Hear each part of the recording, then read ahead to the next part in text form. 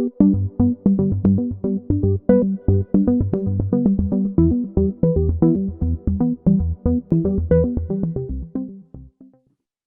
everybody, and welcome to our final episode of our e-commerce Advantage series. I'm Jon Thurlow, Chief Operating Officer at GroupM Asia Pacific. Over the past 4 weeks, we've explored the vast ecosystem of e-commerce marketplaces and the ever-expanding number of mega sales days to shed light on some of the opportunities and threats they present to the brands.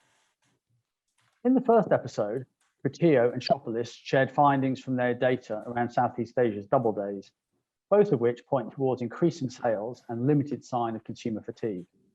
These marketplace mega shopping events continue to draw in customers and are great opportunities for brands to capitalize upon. However, unofficial stores or third-party resellers sometimes have an edge over the official stores, and brands need to do more, both on and off platform, not only to drive traffic directly to their own sales channels, but also to maintain a cohesive brand experience. Next, we were joined by 3 commerce experts from our WPP sister agencies who talked about several key elements of a successful e-commerce strategy. Firstly, brands need to get the basics right. They need to understand their customers. Secondly, they need to be strategic about how products in their portfolio are sold across different channels, e.g. using mega sales days to clear old stock while keeping premium products for D2C.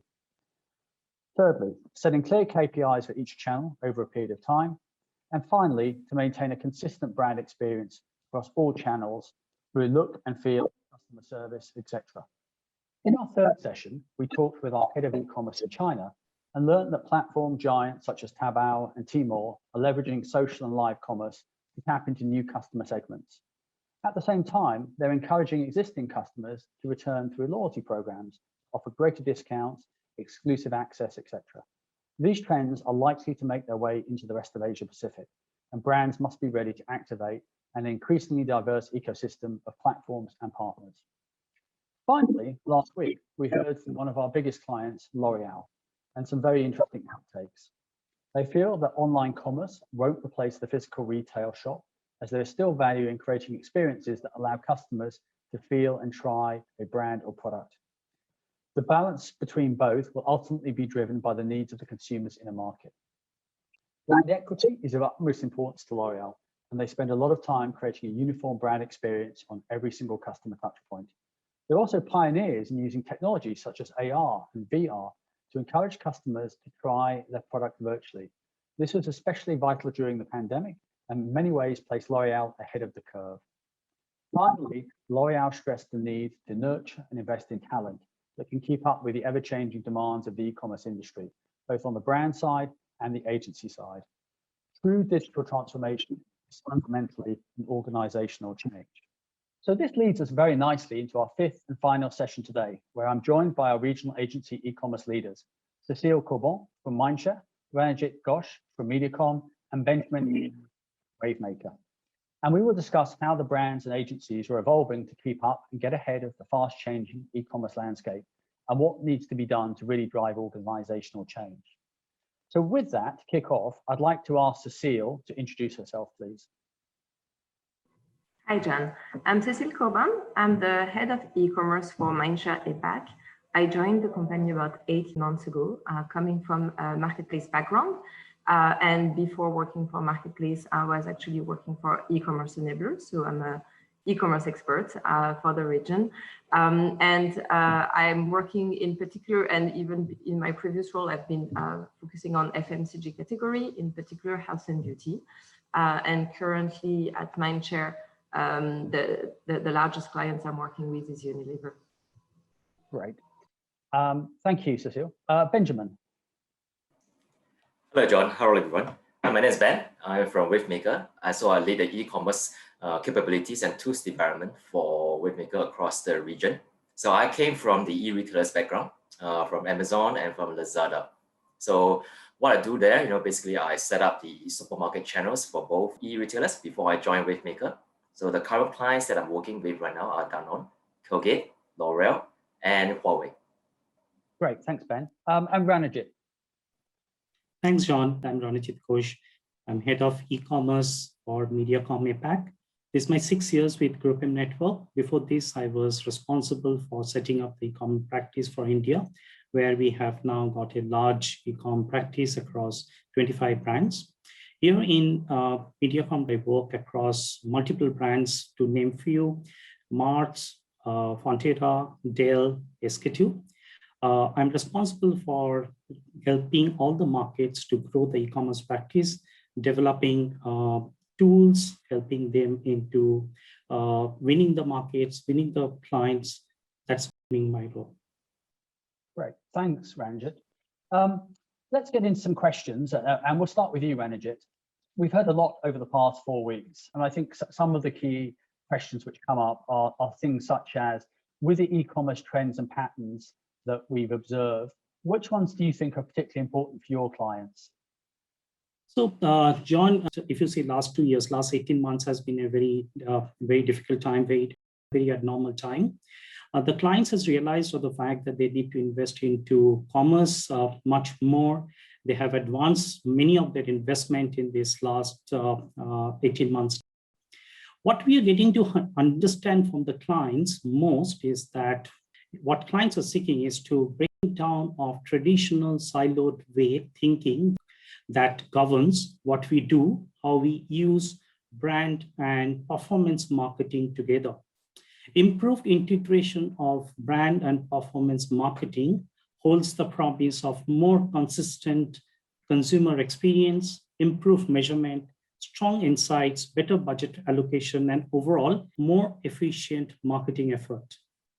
This is more effective measurement of marketing ROI, more consistent consumer experience. It brings in efficient touch points that builds customer relationship. And to back all of it, what clients are also looking at us, capability around data, including CRM, content, omni-channel planning, and ad tech. Very interesting.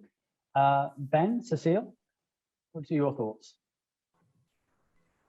Maybe I'll add one point. What we've seen for the past 18 months is a massive focus towards return on ad spend. ROAS seems to be the one and almost only KPI that everyone is looking at the moment. So really shifting from impression reach, everything is about ROAS. Everything we do is about return on ad spend. So measurement becomes a very, very important topic as well. So there's, to me, a massive shift of mindset here. Mm-hmm. To add on to that, not just looking at how we measure data and where to get all the data. Internally, we do see that the brands themselves are restructuring their internal structures, to suit an environment. Because if you look at it now, in the past, I would say 1 year, there are so many tools that's evolved in the market. Even like TikTok is having their marketing solutions. We have Facebook and Google improving on their solutions, and all of that involve this conversion element. Is this conversion element now, is available in almost all the tools, shoppable video formats. So there's really is a need, for the brands, to have a specialist, who is a master of all these digital tools, instead of riding on the current team structures, to handle the online business as well. So I do see teams, brands, who actually around the offline team, to manage the online market, which actually comes down to a lot of failure. So in order to really grow in the e-commerce channel, you really need to have a dedicated e-commerce team to be a master of all e-commerce tools. So that's a good segue. Cecile, brands are obviously evolving their strategy and have been forced to do so by COVID as much as anything else in the past 18 months, I guess. How do you see the evolution of those strategies for brands? And do you think this is something which will continue?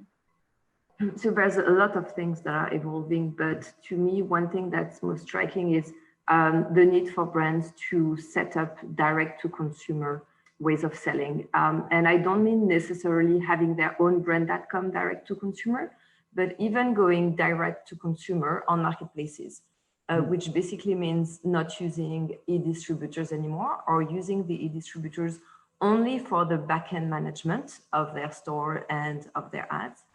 And this happens because we now understand how e-commerce is totally embedded with branding. and that they want to take full control of the customer experience and the brand experience on their marketplace, not just on their brand.com, but also on their marketplace.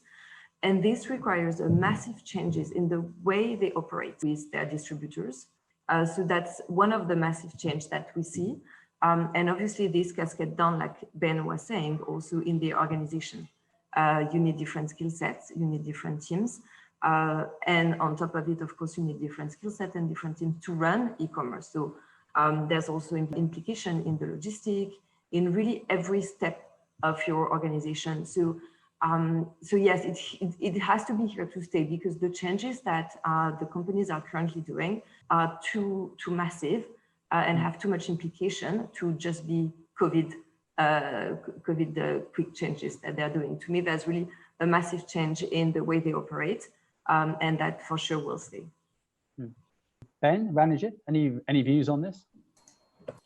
I think I totally agree with with what Cecile has talked about, the focus on brand.com as well. Because, as all the tools evolve, you see that, it is not just standard audience targeting. How brands evolve is that they are looking more into what kind of first party data that they can grab their hands on in order to get the efficiency in their spend itself. So that is why you can see at the same time, although marketplace is the key contributor of growth, brand.com is also having a focus right now from the brands itself, because that is one of the key channels for them to get those first party data. That's where they can apply or build lookalike audience across the different media tools to really give that efficient ease to spend. Because in terms of the pricing game, everyone can do a discount, which is what Lazada and Shopee is trying to drive, but it's really the cost model that allows them to have the efficiency in their business for a sustainable business growth. So getting this first party data, this customer audience data, is how they are really driving their direction towards, in order to be more efficient in their spending and to get a higher ROI. So John, I'd like to add of the fact that what is happening is that commerce is moving from commerce to experience, and brand.com plays a large role of giving that experience. So where you can have customized content, where you can actually bring in the insights that you get collected across marketplaces and all the shoppable, other media. In that context, I like to mention that one of the very important things that we are trying to build in MediaCom is data. So data is one of the most powerful connector between brand and performance on many levels. Analytics, search, social data can reveal underserved needs or changing consumer sentiment that can represent opportunity for the brand strategy. What we can do with data and uncover the changes in shoppers' media consumption can open up new trading opportunities to maximize the brand share of voice. It can also inform the creative teams with new insight to build messages more aligned to the customer opportunity. So all these insights can be actually replicated in the brand.com. Other thing is that what we firmly believe is that in this unpredictable shopping pattern, a shoppable by design approach is the need of the hour, wherein brand interaction offers consumers a convenient path to transact at any given time, can help marketers make the most of both their brand and performance efforts to elevate the shopper experience, maximize impact, and measure ROI. That's really interesting. Thank you, Ranajit. Benjamin, turning our attention to how clients are interacting with the agencies, what do you think are some of the common asks that clients are asking now from changing strategies? Let's talk about the Southeast Asia region. In the past few years, since 2015, I would say, the marketplace channel, has been a massive contributions of most of my brands, or most of my clients, GMV growth in the online sector. Yeah, but the key thing is about the marketplace, it is like a black box. The data scarcity or the minimum data sharing that they get from this platform, it's really sort of slowing them down from making very clear-cut investment decision. So the most of the questions that I get asked about is, how do we crack the platform algorithm? There's so many packages that the platform is offering for us to buy. There's so many media tools that they are inventing to try to fight it out with Facebook. So should we invest in them? Okay, so I get that a lot. I think the key thing is you need to have a good tracking tool that let you find out more competitive insights about the platform themselves. The online marketplace platform is not like the offline channel where you get Nielsen's retail index in the report to tell you who is performing. On the marketplace platform, by understanding, as for example, your search environment, you can know who are actually the ones performing, what are consumers buying, what are the product format they are buying. And on top of that, spending in terms of packages, should I spend on mega shopping festival package every month? Actually, not really, because you can see even the platform they themselves doesn't align equal budget across every month mega festival event.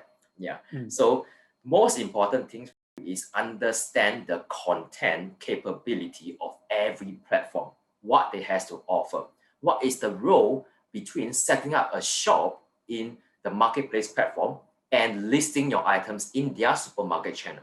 You got to have a very clear cut of your assortment role in these two channels before you decide, and not going all out listing everything, buying every package. That's not efficient at all. Right. Cecile, Ranajit, do you have your thoughts on this? Another thing that comes very often in our discussion is how do we mix branding and commerce together? How do we leverage all the shop entertainment tools, live streaming, all the cool and trendy things?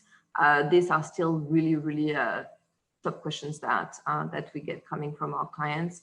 How to adopt all of that, keeping in mind that everything they're focusing on is usually ROAS, return on ad spend. So how do we mix branding activities and still look at ROAS? I feel like we're still trying to understand how to work all of that out. What's the role of all those e-commerce tools? Where are they really lower funnel versus upper funnel? There's still a lot of education that we need to do to our clients on that, and making sure that we look at the right KPIs depending on the media that we want to leverage. But I agree with Ben, they want to use everything that's available, but we need to ensure that we use it for the right purpose with the right metrics. What I like to add to Ben and Cecile is that first and foremost, most important thing is to understand the platform funnel, the sales funnel.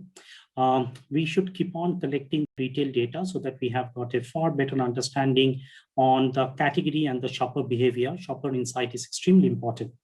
Other thing is that how well are we using technology? So we are talking about shoppable media. We are, here there is a huge rise of social commerce. Social commerce has given rise to live streaming.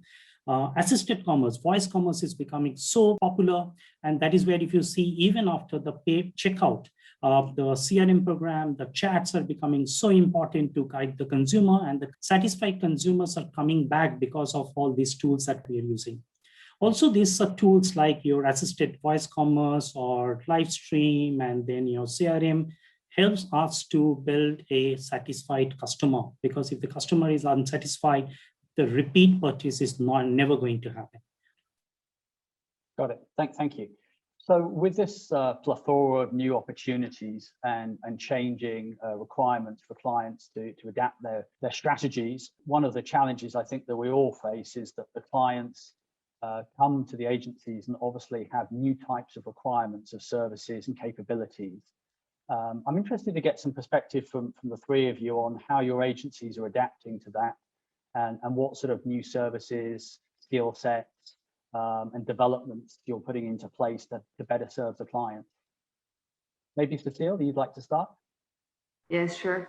I think most likely we'll all have more or less the same answer. I see three pillars. One is people.